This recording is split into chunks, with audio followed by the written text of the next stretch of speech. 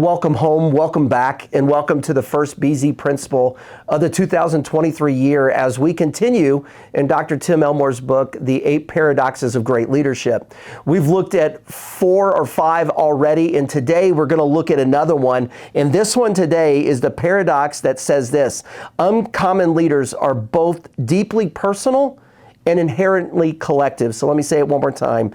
Uncommon leaders are both deeply personal and inherently collective. So what do I mean by deeply personal? It's intense. They really want to know people. Leaders, as a leader, you should want to know people. As a leader in your family, you should want to know your parents. You should want to know your siblings. You should want to know your spouse. You should want to know your kids, and your cousins, and all those people. You should have a deep love and understanding and wanting to get to know them. The same thing is true in your friendships and in church and in business, but also leaders need to be inherently collective. Inherently means it's a basic mindset. It's the first reaction. So I work at Cedarville. One of my reactions should be that I need to understand who Cedarville is. So let's unpackage this a little bit. So how can a leader be personal, like really caring deeply for his or her people, but also collective, caring for the organization?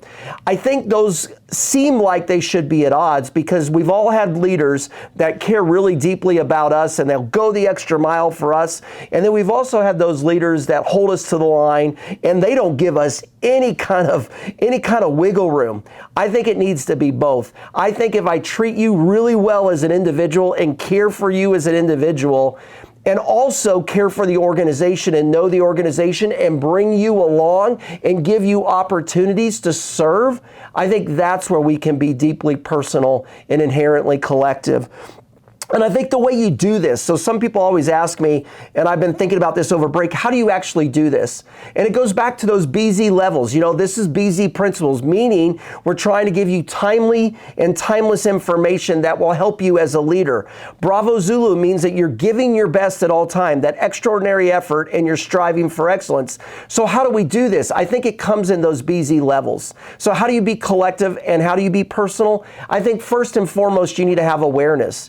You need to have awareness about the people that you lead and the people who are leading you. Have a deep empathy for them, emotional intelligence for them.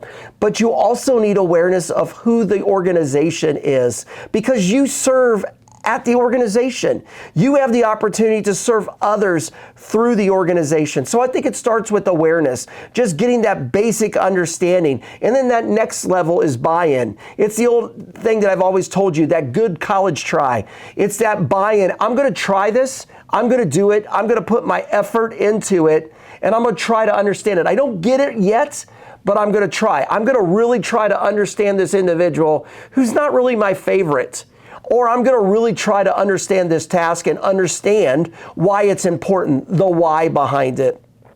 And so after you have awareness and you have buy-in, then it will come to ownership. I think as people, we want to jump right in and go, man, I want to love this person completely. I want to love my job completely. It doesn't happen like that. It takes the work, the awareness, the buy-in, and then the ownership, because I want you to be collective. I want you to believe in the why of the organization, but I also want you to care deeply for the people that God has put in your life. That's what's going to make you a leader. If you look at Matthew 5:16, before 5:16, 12 through 15 talks about being the salt of the world, the light of the world. And what 5:16 says is let your light so shine so that others can see your good works. Those people that are personal, the people around you, so that they can give glory to your Father, the kingdom, the collective. So as a leader, I want to challenge you.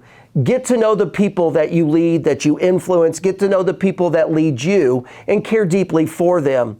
But also care deeply and understand that it is your job, your privilege, your opportunity to be a part of that organization, whether it's a church, whether it's a family, whether it's a community. So as we finish this chapter, as Dr. Elmore does every time, he gives us 2 columns.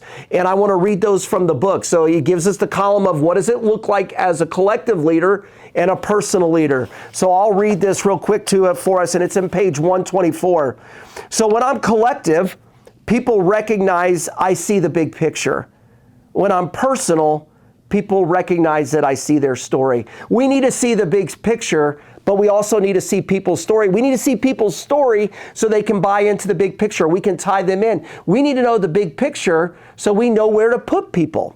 When I'm collective, none are more important than the mission. I'm not more important than the mission of Cedarville. When I'm personal, each is more important than their job. I'm not more important than the mission, but I love the fact how my boss, John Wood, cares for me more than just my position, but as a person. When I'm collective, I provide professional training. When I'm personal, I provide professional development. I want to train you to make you not only a better worker, but a better person. I want to train you to do your job, but I want to train you to be able to do the next job that you have. When I'm collective, I steward the organization's mission. When I'm personal, I steward individuals' talent and energy. When I'm collective, I lead the whole team caring for the goal. Meaning when I'm collective, my job, I care for you because I'm reaching us all towards that goal, that common purpose of creating opportunities so others can create moments. And when I'm personal, I lead individuals caring for their lives. So when I care for you as an individual, it demonstrates that I want to be involved in your life. You need to demonstrate. Can I challenge you right now?